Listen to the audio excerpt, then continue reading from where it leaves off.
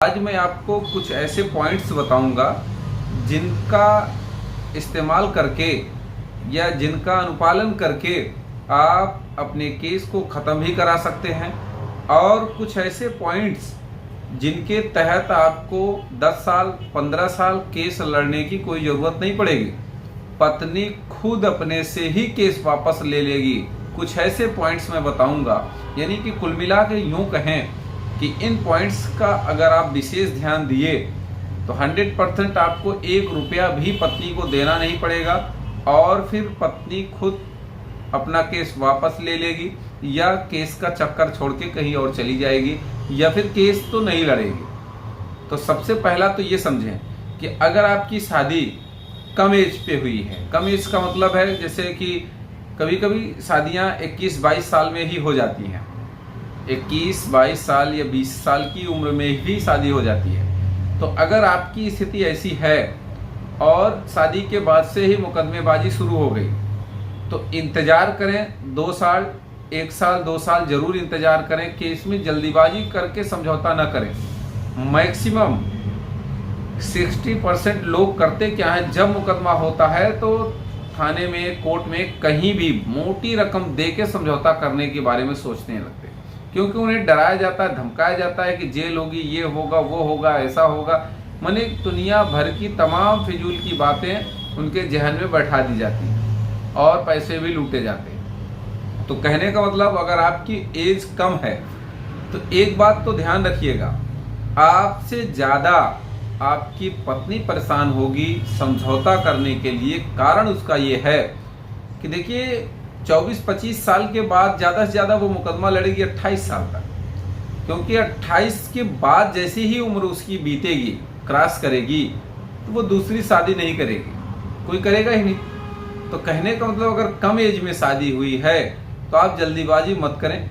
जो मुकदमा उसको लड़ना है आप बिल्कुल लड़ते रहो, फेस करते रहो। अंत में जब उसको लगने लगेगा कि या मैं इसके साथ तो जाऊंगी नहीं और मेरा समय भी बर्बाद हो रहा है, तो अपने आप वो मुकदमों का चक्कर छोड़ देगी और अपने से समझौता करना चाहेगी। यानी कि जो समझौता आप 15 लाख में उस समय कर रहे होंगे, 4 साल के बाद हो सकता है वही समझौता 4 लाख में हो जाए। ऐसा कई केस में देखा भी कि करंट टाइम में अगर आप 10 लाख दे रहे थे तो वो पत्नी नहीं मान रही थी, मायके वाले उसके नहीं मान रहे थे, बाद में फ्री में भी करना पड़ा।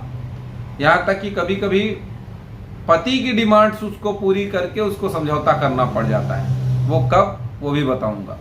दूसरी बात, एक चीज़ और ध्यान रखने वाली बात है, अगर आप अपनी पत्नी को किसी भी कीमत पे छोड़ना नहीं चाहते हैं तो गारंटी के साथ कह रहा हूँ, आप समझौता कभी न करना। आज नहीं कल केस आप ही जीतोगे। तीसरी बात, काउंट आप करते जाइएगा। अगर डाइवोर्स लगता है कि आपकी पत्नी आपसे डाइवोर्स लेना चाहती है, आपको ये बात एहसास होती है, तो भी आप किसी कीमत पर समझौता नहीं करना।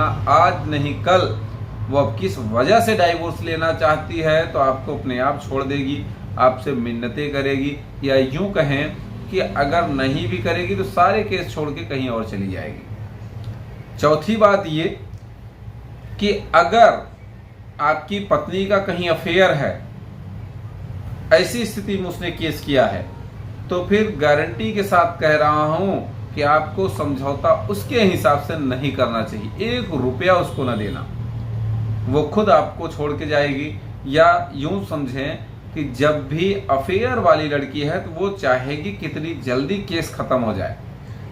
जो मिलता मिलाता है ठीक है, नहीं मिलेगा तो भी छोड़ दे, डाइवोर्स ले ले किसी तरह से मेरा पति मुझसे, ये चाहे। चौथी या पांचवी जो भी है, अगर आपकी पत्नी फॉरेन जाने की तैयारी में है, फॉरेन जाना चाह रही है, विदेश में जाना चाह रही है हिंदुस्तान छोड़कर, तो ऐसी स्थिति में भी वो सोचेगी तलाक लेकर ही जाऊं ताकि मैं शादी कर सकूं, दूसरी शादी कर सकूं।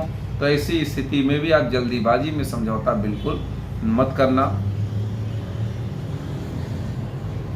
आपने अपनी पत्नी के साथ रहा है, देखा है, समझा है, बात किया है, तो अगर आपको लगता है कि आपकी पत्नी में पेशेंस नहीं है, तो ऐसी स्थिति में भी आप थोड़ा सा थकाओ उसको, अपने आप चीज़ें अच्छी हो जाएंगी या फिर वो खुद समझौता करके चली जाएगी। क्योंकि देखिए केस का मतलब ही है पेशेंस रखना ही पड़ेगा। एक छठवीं बात, बहुत इंपॉर्टेंट बात मैं आपको बताऊं, अगर पत्नी की जॉब लगने वाली है, अगर आपकी वाइफ की जॉब लगने वाली है, सरकारी नौकरी लगने वाली है, तो ऐसी स्थिति में आपकी पत्नी ये चाहेगी कि मैं केस का लफड़ा ना करूं, क्योंकि जॉब पे उसका असर पड़ता है। मैं केस का लफड़ा ना करूं, पति कोई केस करेगा उस पर भी प्रभाव पड़ेगा। तो ऐसी स्थिति में वो चाहेगी तुरंत डाइवोर्स लूं, उसके बाद मैं जॉब पे जाऊं, वो ज़्यादा अच्छा होगा।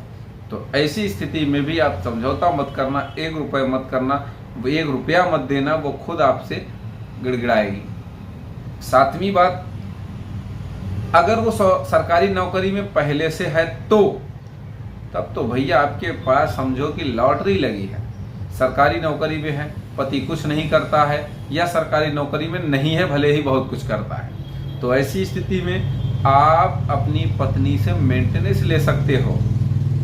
या सरकारी नौकरी में है तो वो अगर केस करेगी तो उसको भी परेशान होना पड़ेगा, तो वो खुद चाहेगी कि इतनी जल्दी समझौता हो जाए, जो कुछ देना लेना है वो बल्कि दे लेके काम खत्म कर दिया जाए। तो ये चीजें बहुत इंपॉर्टेंट हैं। 8वीं और मोस्ट इंपॉर्टेंट, जब भी समझौते की बात आए आप ये जरूर शर्त रखना कि सारे केस खत्म करो, उसके बाद जो डिसाइड होगा लेन देन पैसा या केस समझौते की बात तब करना। 9 नंबर की सबसे इंपॉर्टेंट बात है, जितना भी हमने बताया उसमें सबसे इंपॉर्टेंट, अगर आपने अपनी पत्नी पर, यानी कि पति या पति के घर वालों ने पत्नी पर या उसके मायके वालों पे पहले से FIR कराया या कोई भी केस पहले से कराया है, तो ऐसी स्थिति में बिल्कुल समझौता न करना, जीत तुम्हारी होगी। कहने का मतलब ये कि ऐसी स्थिति में पत्नी स्वयं अपने केस को वापस लेगी, क्योंकि वो जानती है आज नहीं कल भाई आपके पास अगर एविडेंस है, मेडिकल रिपोर्ट वगैरह है, तब तो समझो कि 100% पत्नी को एक एक केस वापस लेना पड़ेगा। क्यों? क्योंकि उसे मालूम है कि उसकी FIR में कोई एविडेंस नहीं है, लेकिन पति की FIR में बहुत एविडेंस है, तो उसे जेल जाना पड़ेगा। तो ऐसी स्थिति में वो समझौता 100% आपसे करना चाहेगी, अपना केस वापस भी ले लेगी।